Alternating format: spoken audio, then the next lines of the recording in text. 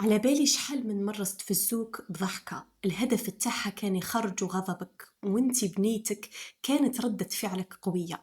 عيطتي ولا طرطقتي وفجأة لقيتي روحك محطوطة في موقف بايخ، وليتي انتي هي الغلطة وانتي هي اللي انفعالية تنفجري على أتفه الأسباب. في هذا الفيديو حنوري لك الأسباب اللي تخليك تتألمي من الداخل وما تتحكميش في ردود أفعالك، وكيفاش تعالجي المشكل وتولي هادية ومكش اللي يهزك ولا يستفزك بكلامه. تابعي معي الفيديو للأخير. أول نقطة لازم تفهمي نفسك. شوفوا يا البنات، قبل ما نتعلموا كيفاش نكونوا هاديين لازم نفهموا علاش رانا نتقلقوا لأبسط الأشياء. في الحقيقة اللي لازم تعرفيها هي أنك في اللحظة اللي تنفعلي فيها كي تتعرضي للاستفزاز ما كيش تردي على هذاك الموقف فقط، لا، راكي تردي على تاريخ كامل من الوجع راه مخبي داخل قلبك. فهذاك الموقف قاس فيك جرح قديم، جرح من موقف صرالك وانتي صغيرة وما قدرتيش تدافع على روحك، ولا كلمة من شخص كان غالي عليك خلاتك تحسي باللي قيمتك ناقصة أو مكيش كافي. دونك ردة فعلك مراهيش بحجم الموقف، راهي بحجم الألم اللي راكي مخبياته داخل قلبك. فباش تولي هادية لازم تتعلمي تواجهي نفسك بكل صراحة. بعد كل موقف يقلقك ويخليك تحسي بضيقة في صدرك، اسألي روحك هذا الأسئلة: وش حسيت بالضبط؟ زعاف؟ حزن؟ إهانة؟ ولا حسيت روحي صغيرة؟ علاش هذا الموقف أثر فيا لهذا الدرجة؟ هل هذا الشعور نعرفه من قبل؟ ووقتاش حسيت به أول مرة؟ كي تبداي تلاحظي روحك باللي هذا جرح قديم وهذا الشخص راه يشير لي عليه، تولي أقل اندفاعا وأكثر وعي. وفي بلاصة ما تقولي فلانة هي اللي قلقتني، تولي تقولي هذا الموقف قاس حاجة داخل فيا ولازم نعالجها. وكي تفهمي الجرح تاعك راح تحاولي تعالجيه، وراح يحبس تأثير الناس اللي يحاولوا يفتحوا لك الجرح في كل مرة. فكل ما فهمتي نفسك أكثر كل ما كانت ردة فعلك أقل حدة. النقطة الثانية، ما تشخصنيش الأمور. لازم تفهمي باللي بزاف مرات احنا اللي نمرضوا رواحنا برواحنا، كل حاجة تتقال ولا أي تصرف يصرى نترجموه علينا. وحدة ما ردتش عليك السلام، ولا وحدة ضحكت ضحكة صفرة ما هيش مقيمتني، تتكبر عليا، وهنا يتحول موقف بسيط لألم كبير في صدرك.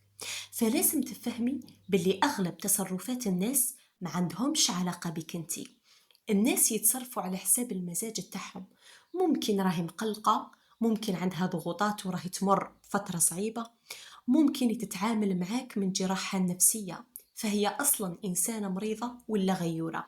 فبدلي استقبالك للمواقف يتبدل شعورك. فإذا ضحك شخص باستهزاء معناها هو إنسان ناقص تربية، إذا تجاهلك معناها هو اللي راه يمر بحالة نفسية مش سوسوة.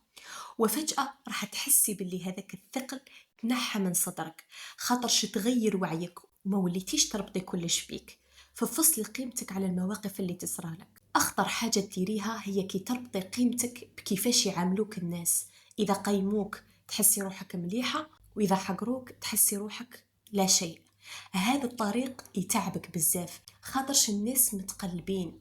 قيمتك لازم تكون ثابتة كيما الجبل، ما يزعزعها لا مدح ولا ذم. النقطة الرابعة هي تعلمي التجاهل الذكي. فمشي كل معركة تستحق تخوضيها. بزاف يظنوا باللي التجاهل ضعف وباللي لازم نرد الصحصاعين باش نبان قوية، بصح الحقيقة عكس ذلك تماما. التجاهل هو أعلى درجات القوة والرزانة. فكل مرة تردي فيها على استفزاز راكي تمدي من طاقة قلبك وأعصابك. اسألي روحك: هل هذا الشخص يستحق وقتي وجهدي؟ هل هذا النقاش راح يخرج بنتيجة ولا غير تكسر الراس؟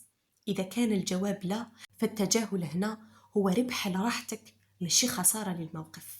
حاجة واحدة أخرى لازم تعرفيها، كاين ناس يتغذاو على ردود أفعالك. كاين نوع من البشر يحاوسوا يشوفوك مقلقة خارجة من عقلك تعيطي علاش، باش يحسوا باللي قدروا يسيطروا على مشاعرك. كي تسكتي وتتجاهلي راكي تفسدي عليهم اللعبة وتخليهم هما اللي يغلوا من الداخل. اكتبولي في التعليقات أكثر حاجة تستفزكم يديروها لكم بزاف وراح نرد عليكم إن شاء الله. وقتاش تتجاهلي؟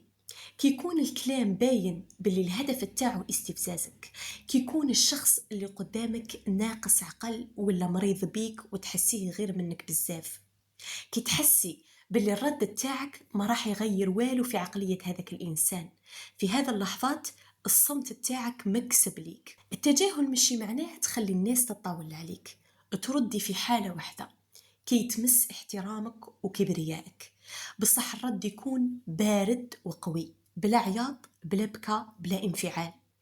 استعملي جمل قصيرة تحط حدود، هذا الأسلوب ما يعجبنيش، كي تسقمي هدرتك احكي معايا. وثاني لازم تسيطري على رغبة إثبات النفس، أحيانا نردو غير خاطرش حابين نبينو باللي حنا عدنا حق وحابين نربحوا الجدال. المرأة الهادية والواثقة من نفسها ما تحتاج تثبت روحها لكل واحد، لأنها عارفة قيمتها. فأجمل انتصار هو كي تتحكمي في أعصابك بكل هدوء وتخلي المستفز ينحط في موقف بايخ ويحشم على روحه. وفي الأخير يا العزيزة، حبيت نقول لك حاجة حطيها حلقة في وذنك، باش تولي هذيك المرأة الهادية والرصينة ما كيش محتاجة تجاهدي روحك في كل موقف وتكتمي غيظك حتى تنفجري، لا، الهدوء الحقيقي يتبنى يوم بعد يوم، كي تبداي تحبي روحك وتتصالحي مع جراحك النفسية وتعرفي قيمتك صح، ما راحش تحتاجي تثبتي روحك لأي إنسان، وما راحش يهزك أي كلام. فتفكري باللي مشي ضروري تردي على كل حاجة تسمعيها، وما كيش مضطرة تعجبي كامل الناس، يكفي أنك تكوني أنت كيما راك. فالهدوء هو القوة، والقوة هي كي تكوني أنت اللي تتحكمي في مشاعرك، مش الناس هم اللي يتحكموا. فإذا عجبك الفيديو تاع اليوم وحسيتي باللي قاسك، ما تنسيش تخليلي في التعليقات أكثر شي يستفزك، وشاركي هذا الفيديو مع كل واحدة تحسيها ما تتحكمش في ردود أفعالها. ونتلقاو في فيديو جديد إن شاء الله.